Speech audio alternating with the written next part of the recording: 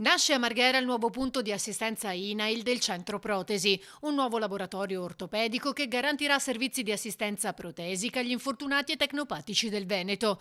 In questo modo si eviterà di doversi recare a Budrio, espandendo quel modello anche nella sanità della nostra regione. Proprio questo l'obiettivo e l'esigenza di costruire un punto di assistenza a livello territoriale viene suggerito proprio dalle difficoltà che abbiamo osservato dovevano affrontare i nostri assistiti. Recarsi a Budrio per chi è già fragile in quanto reduce da un infortunio sul lavoro era un danno sul danno, quindi il nostro il motivo principale è quello di rendere accessibile e immediatamente prossimo al nostro assistito il servizio. L'apertura di questo centro risponde a quella richiesta di prossimità dell'assistenza sanitaria, quindi la capacità di esportare il modello Mudrio nelle diverse regioni e in questo caso a Marghera, e quindi di essere vicini ai più fragili. Quindi è la sanità che si avvicina ai pazienti e non viceversa. Il punto di assistenza in via della Pila Marghera rifornisce l'utenza di ausili per la mobilità, per la vita quotidiana e lo sport